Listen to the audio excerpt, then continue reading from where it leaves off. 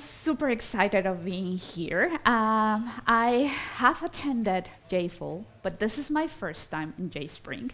So I'm deeply honored to the organizers to invite me. And I have redo this talk several times because I wanted to give you so much information, so much tools, so much tips that I ended up with a lot of slides. But let's try to go through them really, really fast. So, sorry. This is me. I'm from Mexico. I live in Switzerland. I'm a Java champion. I work for JFrog. I like open source and standards and things like that, and I have collaborated in some books. One of the books is probably the reason I'm giving this session. It's because DevOps tools for Java developers. And I collaborated with several people, and for those that know them, they are here, like Stephen Chin, Melissa. So that's why I like conferences. We become friends. So, book done. And the title had two keywords, DevOps and Java. So let's break it. Let's talk first about DevOps. And to know what is the state of DevOps, I wanted to present you the latest Puppet report on the state of DevOps. Remember, I'm just saying DevOps at the general, like in the industry. And I wanted to say that because my husband, he's always like, don't be bleak. Please don't depress your attendees. You're trying to convince them of going into this instead of saying, run away. No, but no, what I wanted to tell you is this is at the industry level about DevOps. And this report was made last year during March and April, the service list. It's from 2,600 participants all around the world. Puppet has been doing this report for the last 10 years, and during those last 10 years, they have been measuring how much cost do they save, the different maturity levels of the DevOps in the industry, and what are the problems. So what were the results in 2021? They were, as I said, not super great. Well, for the highly evolved firms, which are the least amount of firms, they have achieved great automation.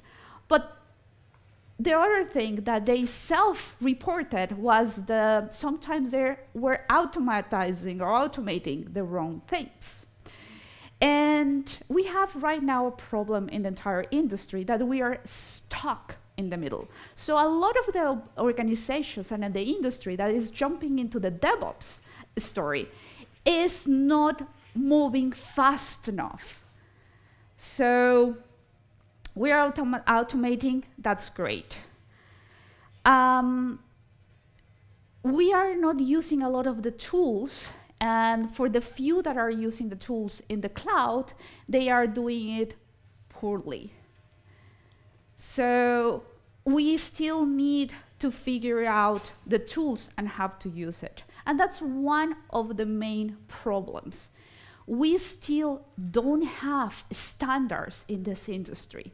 Even though DevOps, the concept, was born around 2007 and 2008, we still don't have standards or a sensible configuration for the tools that are out there.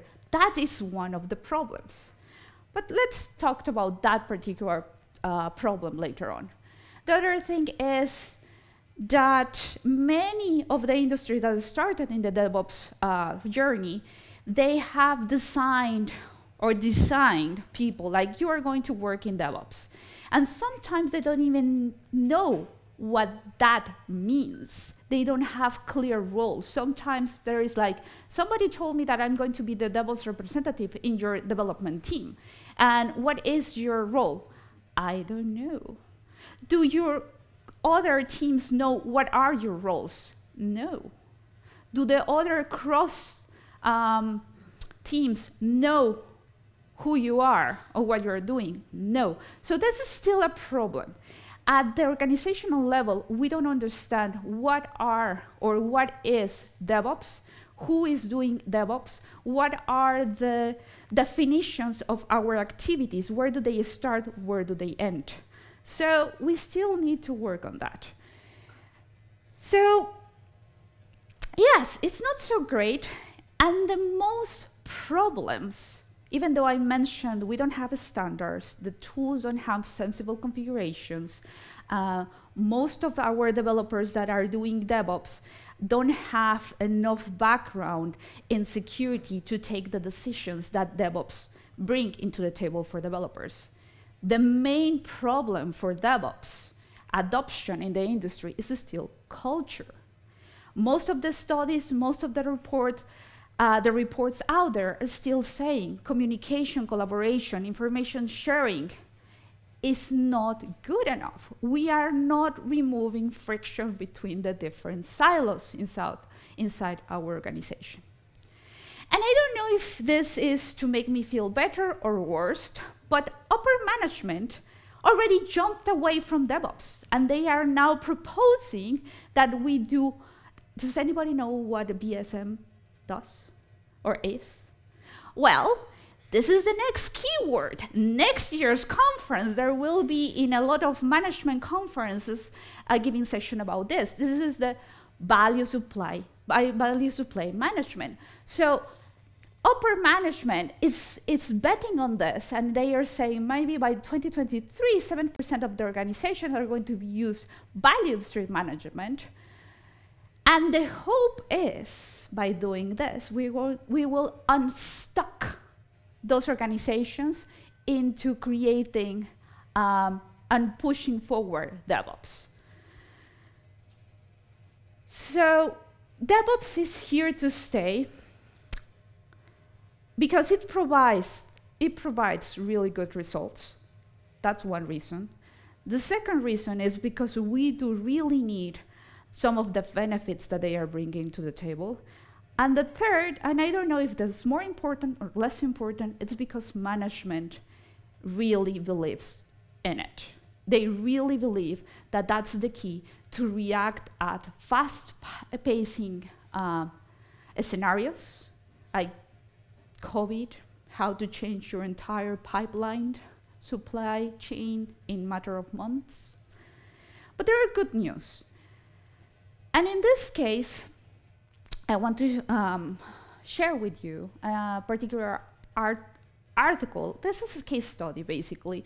It was published in the IEEE Software magazine.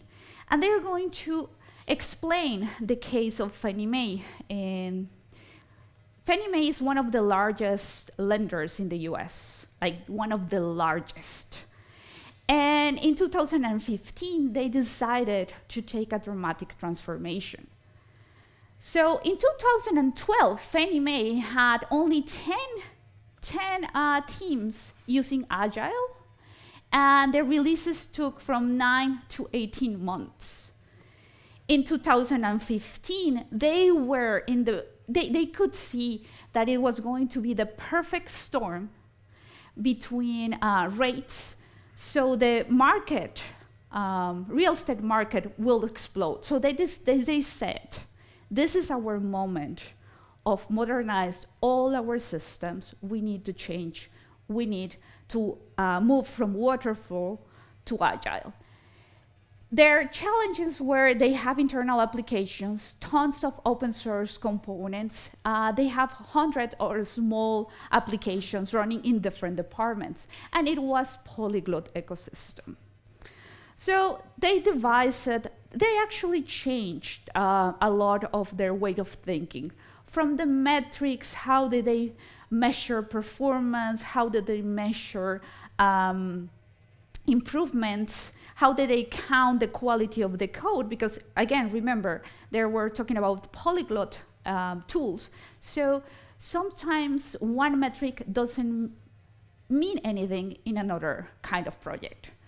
But I'm not going to go really deep in how they did it. They did it by applying Agile, DevOps, and for example, they reported that all their applications across the entire organization had, one, the same metrics, which is nice, Second, the same standards.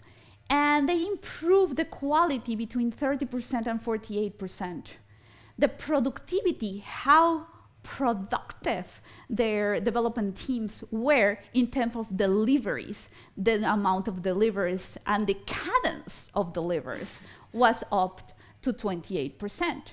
And the release, they went up 21 times, like 19,000 builds per month with half of the staff. So if you want to see the numbers of changing from this methodology with rigorous attention, this is a really good case study. The second keyword in my title, Java. And I hope most of us are Java developers. Yes, Java developers? My kind of people, thank you very much. So we build software. And we build software, it doesn't matter if we're building libraries, frameworks, if we are building packages, modules, it doesn't matter. It follows the same pattern. It's an iterative process where we as developers usually have two main concerns when delivering a new version of our software. Either increase the features of the functionalities of our software or improve the quality of our software. Hopefully, we're able to do the two things at the same time. In my humble experience, we usually have to negotiate. It's not really easy to tell our stakeholders, you won't see any difference in the functionality, but I can guarantee you, is we refactor, it's 10 times better, it looks amazing. So sometimes we need to balance and negotiate.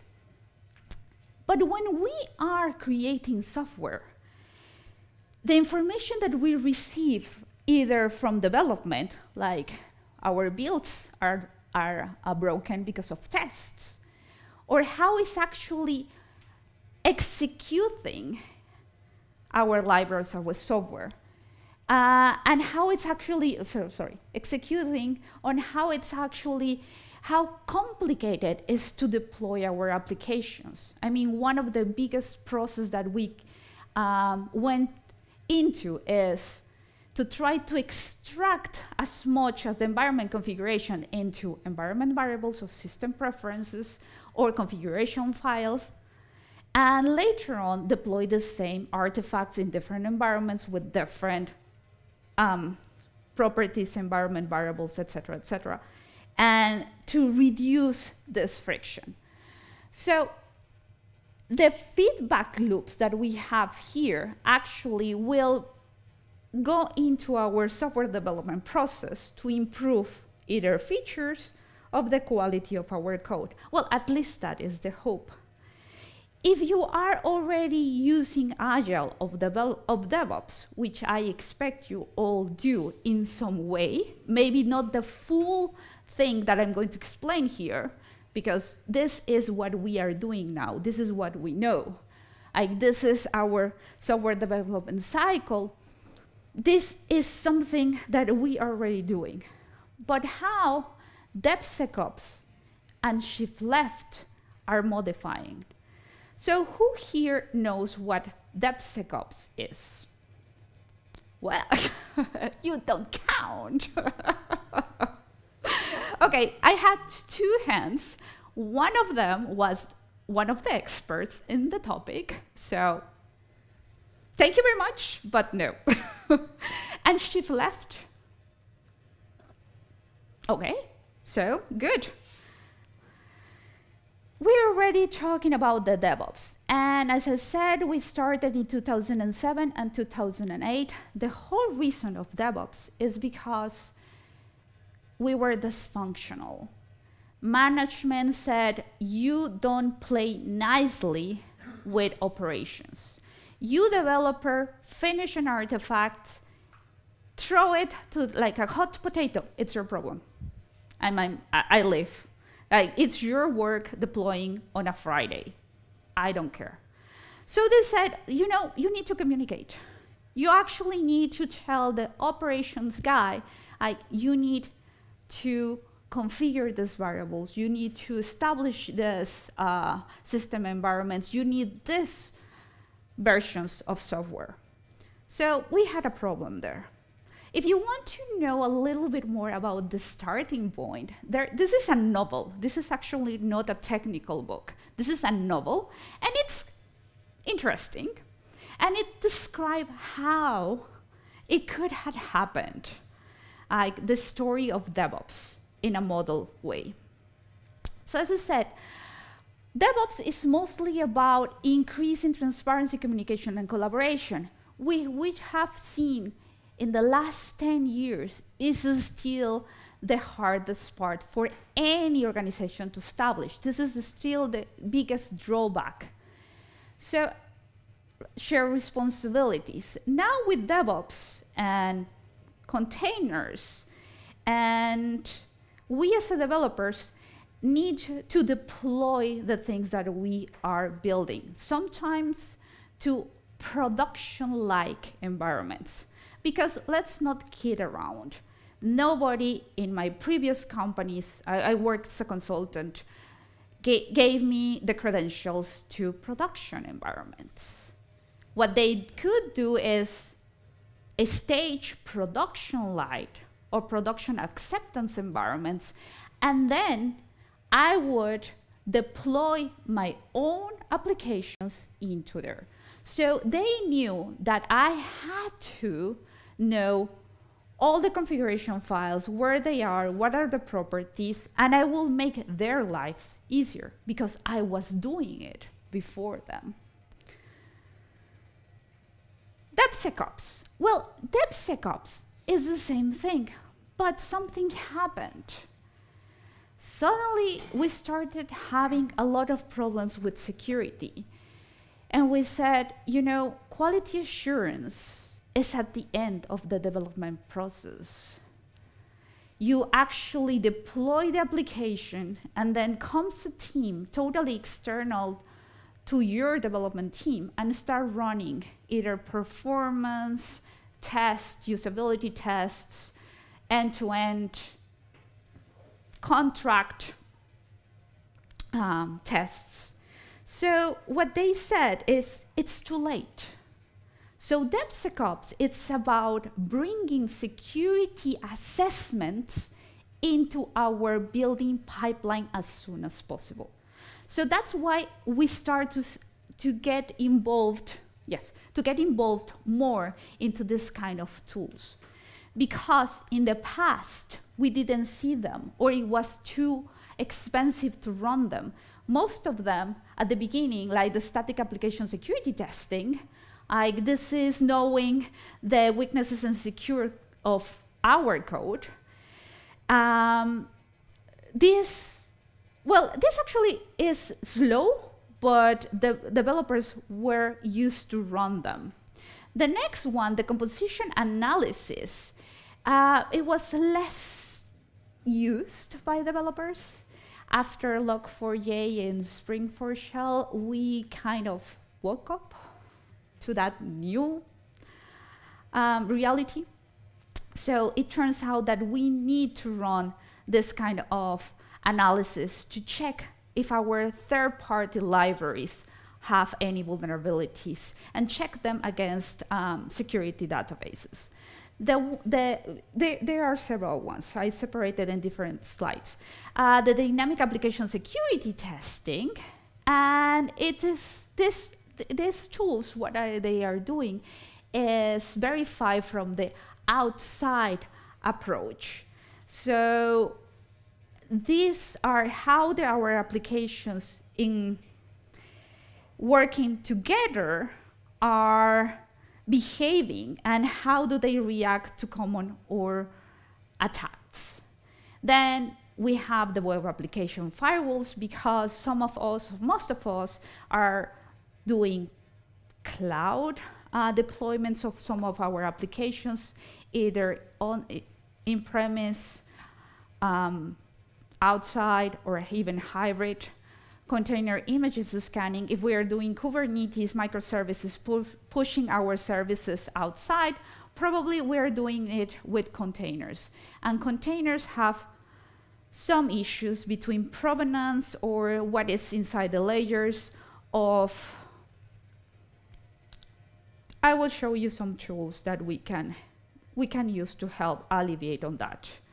And finally, the cloud security posture management. Again, because we're trying to maintain our applications running resiliently and reliable, what many organizations are doing out there is running their different services in hybrid scenarios. So some of them will be running in some parts of Google, others in Amazon. Maybe they will choose another provider. So we need to keep the same configuration and manage the deployment of our services with versioning into these different environments. So now, instead of only worrying about the configuration of one provider, of one security policy in one vendor, we have more. Shift left, the last one, is just about testing and security, but early. That's it. So I have been a software developer for more than 20 years. And I have to say that I'm not typical because I do like testing. If you see all my sessions, if they are not about soft skills, they are about testing. Because I believe testing is so important. I mean, there is no organization right now, any organization, that is not a technology organization too. And we are the first consumers of technology. And I always keep talking to people and say, how do you feel when one piece of your code is out there and because of a bug that you didn't consider important, there are lives at risk? And people, sometimes they don't think that is the case, but then I show them like headlines, news headlines. There was a bug in one of the certification application in India to get into their universities. There was a glitch, so people received the incorrect score. What happened is a lot of the young people that couldn't get into their chosen universities or any university decided to take their lives. So there is a really big cost in our box. And security. Well, I have a mixed reaction in this topic. We are not security expert. I'm not a security expert. I have moved into more information about security, about policies than before. But I am not. And suddenly my organization is coming to me and saying, you need to run more tests. And you will see in some of the demos and some of the tools that I'm going to show you, there are a lot of reports, security reports in libraries that we use all the time. So what happened after Log4j and Spring and many other problems in security is that now we're developing more tools to provide and give information to developers. The problem is that sometimes there is a lot of information now. And this is where I push back a little back to my teams and I say, well, yes, I can see I have 1,400 warnings, but I need you to give me what is the policy, because resources are finite. My time, it's finite. I need to know which ones are going to address first, which ones are really a risk in our industry or in our product, and which aren't. So I'm happy that we are taking security with more seriousness. but I'm also pushing back. Like, I need more help. Yes, I will run as many tools out there, but you have to help me having at the organization level with a healthy definition of our security policy. The other thing that I like to talk about is we are in the crossroads of the entire way of how we develop software and architectural styles. And I don't know you, but in the last few years, I have seen a lot about microservices. And I have been tempted to move some of our services into this new design pattern. And this is one of the definitions that I like the most. Microservices have several definitions. But Martin Fowler says, well, they're small. And the most important part for me is they are independently deployable, may be written in different programming languages. So what I described before applied for one single framework, for one application. Now we have the same problems of delivering features and improving the quality of our code multiplied by every microservice, because they can have their own release or development cycle. So we are in dire need of good tools. One of my favorite tools, and I hope that most of you have already seen it or use it for documenting our APIs, is the Open API Specification. We are right now in 3.1.0. One of the reasons what I can tell you it's a worth investment is because you can publish your documentation and make it a little bit interactive. When you have your documentation of your REST API in Open API, you can't generate client servers. You can generate mocks out of the box. There are several tools out there that help you in that regard. I can give you tons of tools, but I'm going to talk about 3 specific ones that I know quite well. And yes, this may sound like a sellout, but on the other hand, these are tools that you can use right now without paying a penny. Means that these tools are going to be used with our free tier. So this is a bot for any Git repository. We support Git, GitLab.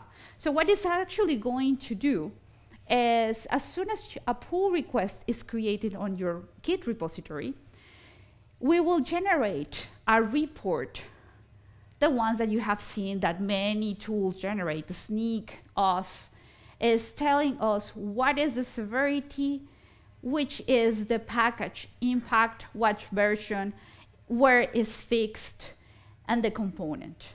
The new version of this particular Git bot will actually create an automatic pull request in case you, like with the patch version of the specific dependency. So we're even going a little bit further, helping you. If you are using already a lot of Docker containers, this is another one in the new version of the Docker desktop. I don't know if you already know it. They added the extension. It's still the first version. So there is an extension from JFrog that does exactly the same. It will scan your images, tell you exactly the information that we have, like the severity, the version, which one, and it will give you an extra summary of some references. And this is actually extra from JFrog. Our security team is always working in enhancing the database of the security risks. The other one is, and this is jumping a little bit to the left, which means is even before you make a pull request, and Frogbot, even after you make a pull request, even before you create the final artifact, we will try to tell you this particular version is not the best idea. So this actually will work when you are using or declaring your dependencies. As soon as it detects a dependency, it will let you know this particular version of your dependency has a problem. And as I said, it works with the free tier. There are several other tools that have really good integration with OWASP, with Gradle and Maven, with other vendors. You already had some sessions about them here.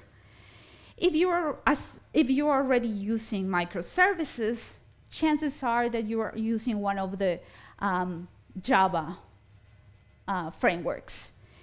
And if you are already using one of these frameworks, because Java is so mature, and this is something I love. When I talked about DevOps with JavaScript developers, I always feel a little bit bad because they have tons of problems that we solved 20 years or 15 years ago, and they are still struggling. I'm like, yes, this is what you should do, but there's no tools that help you in that direction. But believe me, if you have this integration, if you are already scanning this, if you have like all this kind of libraries, your life will be easier. So in this case, these are my favorite libraries for testing. More in the microservices environment. Who uses Warmock? Oh, thank you, my kind of people. Well, one of the reasons I would speak for Warmock, and who uses it in a standalone? Exactly, because of that I pitch Warmock so much, because please have a look into the standalone mode and you will fall in love with it. Because what I used to do with Warmock is generate my stubs and encapsulate it in a Docker image and send it to my development team, to my front end. And then I will be using already fault delay, random delay of most of my APIs. And then I'm forcing my front end team to already start thinking about my integration with my backend, all run from file text files using Warmock in the server mode. And because they are file text file, if they will ask me, like, can you return now a more interesting object in JSON? And I will answer, yes, of course you can. Like, let's go to that particular folder and edit your model as you need it. So if you haven't seen Warmock, have a look. If you are using Warmock, but you are not using the standalone mode, have a look. You won't regret it. So again, in version 2.3.2, they already moved some of the internal APIs, because then they will actually going to be able to run it in the serverless mode. So they are already thinking about how are they going to integrate better with serverless applications. That happened in version 2.3.2. Rest assured, another of my favorite libraries. Who uses Rest Assured already? Okay, perfect.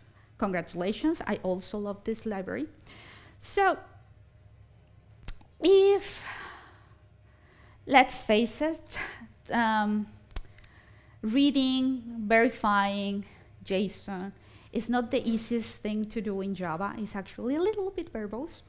So there are other languages like Groovy that allows this to be more compact, even fun. At least it is a breeze comparing to Java. It also supports, this is faking actually the client. Warmock faking the server, Rest Assured faking the client. So you create your client very quickly. You can verify either the body, the headers, the cookies. You can use authentication. There is even support for Spring. In the version 4.50, they made the upgrade from Groovy 3.08 to 3.09. So as I said, Groovy is one of the easiest way to slurp or transverse or work with JSON XML with really ease and satisfaction even. Test containers. You had a session about test containers. And this is one of my favorite tools. I started talking about test containers like 5 years ago.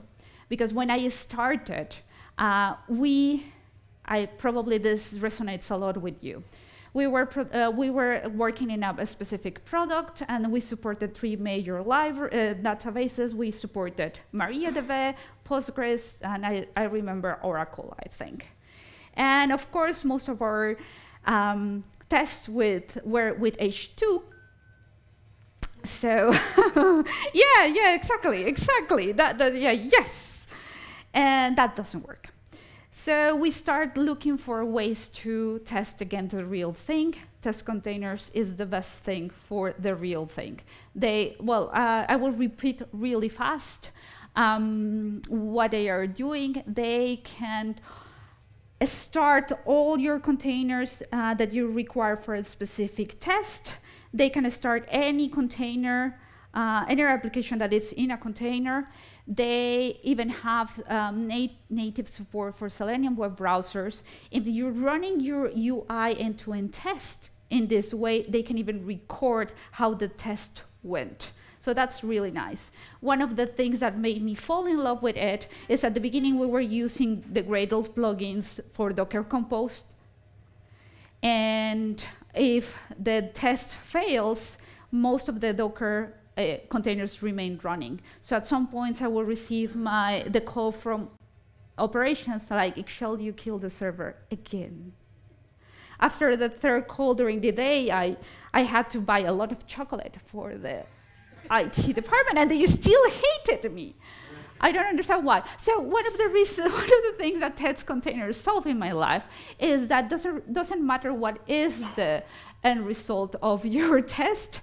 Ryuk, for those that like anime, you probably know what that's mean, takes care of all the resources are properly disposed after your tests. And I'm going to go super quickly on that.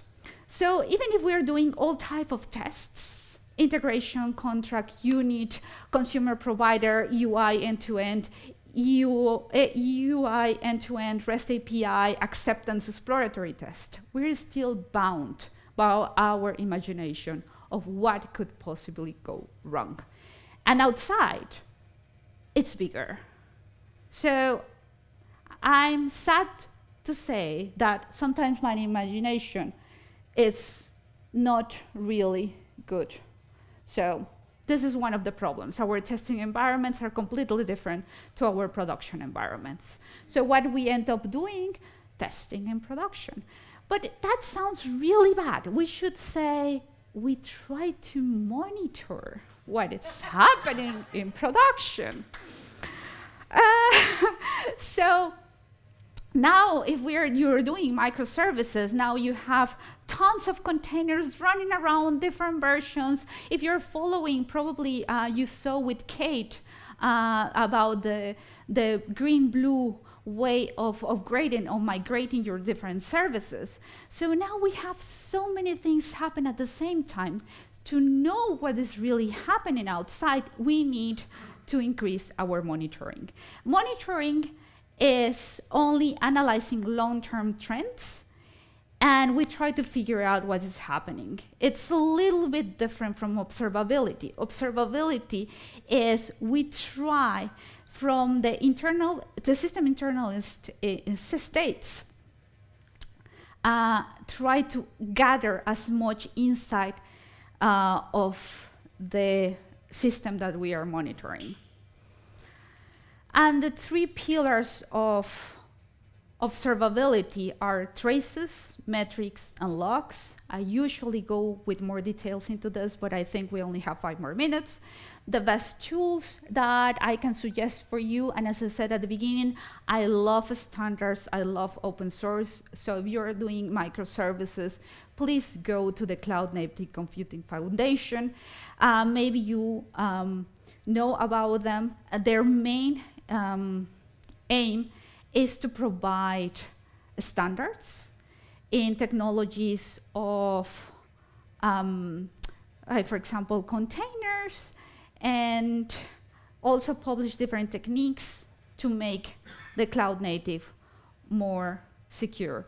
One of the projects that was first graduated for the CNCF was Kubernetes, and they have all these reports in there, like to provide you information which version, what language it is made of, etc., etc. For monitoring, we have different options like Prometheus, probably you are using, and those all, they will tell you how, well, what projects exist, what are the licenses, what is the maturity, if they're inside of the foundation, if they are incubating or they are already graduating. Probably I hope you're using Jagger. We have our own version. This is Zipkin. This is written in Java. Totally recommend you to use for tracing. For logging, I suggest you to use Loki, Grafana Loki here. Fluent is very good. Prometheus is one of the most interesting. It's actually almost the de facto standard. The only problem with Prometheus was the cardinality. But if you want to talk a little bit more with me about that, we can talk about it. The other thing is the CNCF is working in open telemetry, open metrics. And I always get confused because they have open metrics, open telemetry, so many opens. And how they actually evolve, it's a little confusing. So open metrics, it is a standard published, they are in version 1.0. It's already used by GitLab, DoorDash, and this acts as an open standard for Prometheus. So this was extracted from Prometheus. This is only the stable specification. All the works, all the vendors that are going to be on this tracing a metric, we will follow this specification.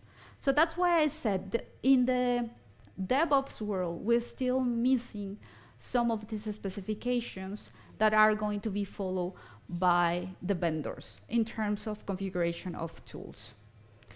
Open telemetry is this, in case you already use and consume some of the Google libraries. The Google libraries had in the past Open Tracing and Open Census. Open Tracing and Open Census became Open Telemetry. That's why I said it's confusing. They have a lot of opens. And this is actually the entire landscape. So you will see which vendor, which is open source, which is not, what is the level of maturity, if they follow the specifications or not. So if you're thinking about cloud native, we are in better shape than only DevOps. Okay. And finish in time.